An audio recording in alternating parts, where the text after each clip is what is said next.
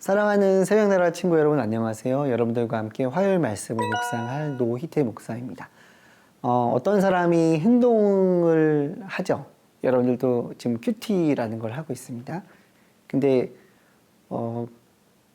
혼자 큐티를 알게 되는 사람은 거의 없습니다. 큐티라는 행동을 하기 위해서는 누군가가 큐티가 무엇인지를 들려주고 어떤 사람을 책을 주었던지 이렇게 해요. 그러면 큐티라고 나면은 이제 그것 따른 얻는 것이 있겠죠. 인간 한 사람의 역사는 그런 바퀴로 돌아갑니다.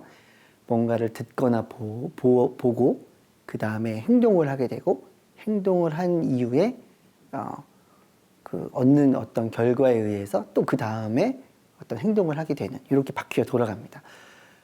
그래서 무엇을 듣고 보느냐는 정말 중요합니다. 여러분들은 요즘에 어떤 거에 관심이 있고 누구의 이야기가 여러분들의 행동으로 움직이고 있습니까? 어떤 것을 보고 그 누가 보게 한 것이 여러분들을 움직이게 합니까? 왜냐하면 관심 있는 것을 듣는 것 같지만 처음엔 들었기 때문에 관심이 생기거든요.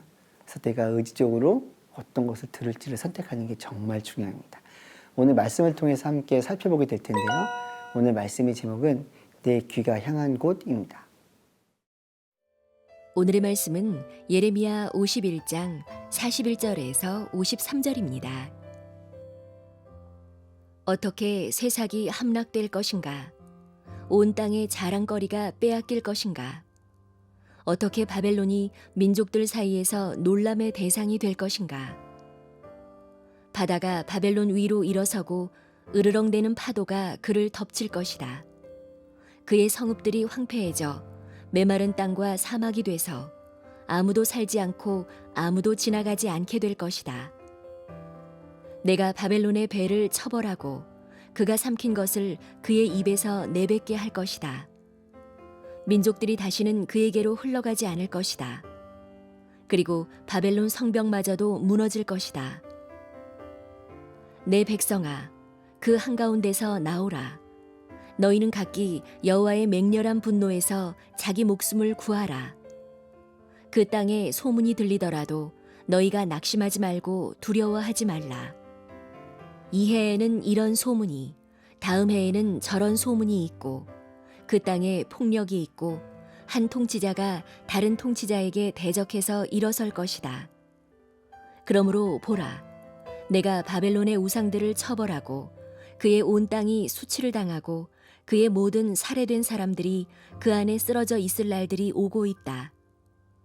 그때 하늘과 땅과 그 안에 있는 모든 것들이 바벨론으로 인해 기뻐 노래할 것이다. 이는 북쪽에서부터 파괴자가 그에게 올 것이기 때문이다. 여호와의 말이다. 이스라엘의 백성들, 특별히 바벨론으로 잡혀간 남유다의 백성들, 이 사람들에게 이야기가 들려옵니다. 어떤 이야기일까요? 41절입니다. 어떻게 새삭이 함락될 것인가? 온 땅의 자랑거리가 빼앗길 것인가? 어떻게 바벨론이 민족들 사이에서 놀람의 대상이 될 것인가?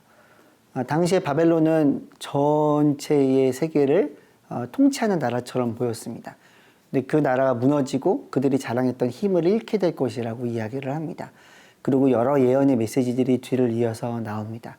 사람들은 이 이야기를 들을 수밖에 없고 들려올 수밖에 없습니다. 그 강대했던 나라가 무너질 것이고 불에 탈 것이고 다시는 세워지지 않을 것이라고 이야기를 듣습니다. 사람들은 두려운 거예요. 이 나라가 무너지면 우리는 어떻게 되는 거야? 예측 가능하지 않죠. 예를 들면 이런 겁니다. 예방주사를 맞으러 가는 거예요. 근데 그 주사가 엄청 아프다고 사람들이 이야기를 합니다. 근데 맞기 전까지 엄청 두려워요. 맞고 나면 어때요? 그냥 그것보다는 안 아프네라고 말할 수도 있겠죠. 근데 마찬가지입니다. 예측 가능하지 않기 때문에 사람들은 두려움에 떱니다. 그 두려움에 떨고 있는 바벨론의 포로로 잡혀간 남유다의 백성들을 향해서 하나님은 이렇게 말씀해 주십니다. 46절입니다. 그 땅의 소문이 들리더라도 너희가 낙심하지 말고 두려워하지 말라. 이 해에는 이런 소문이, 다음 해에는 저런 소문이 있고 그 땅에 폭력이 있고 한 통치자가 다른 통치자에게 대적해서 일어설 것이다. 우리가 해야 되는 것은 무엇이냐? 남유다에게 들려주셨던 이야기를 우리가 듣는 것입니다. 곧 멸망이 임하지만 너희는 그것 때문에 그 소리를 듣고 두려워하지 말아라. 저희에게도 이렇게 올 수 있어요. 너희가 이것을 가지지 못하면 너희는 어려움이 있고 절망이 있을 것이고, 너희가 이렇게 행동하지 않으면 또 세상에서 너희가 평화롭게 살지 못할 것이다. 세상에서 수많은 얘기가 들려옵니다. 이 해에는 이 이야기가, 저 해에는 저 이야기가. 우리가 해야 되는 것은 무엇이냐? 세상의 이야기를 귀를 기울이는 것이 아니라 하나님의 이야기에 귀를 기울여야 합니다.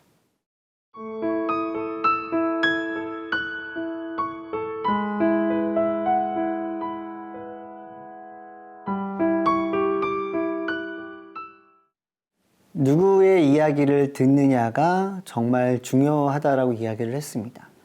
바벨론을 향한 하나님의 심판 메시지 중에 오늘의 말씀은 남유다 백성들 중에 바벨론으로 포로로 잡혀간 사람들을 향한 하나님의 격려와 희망의 메시지입니다.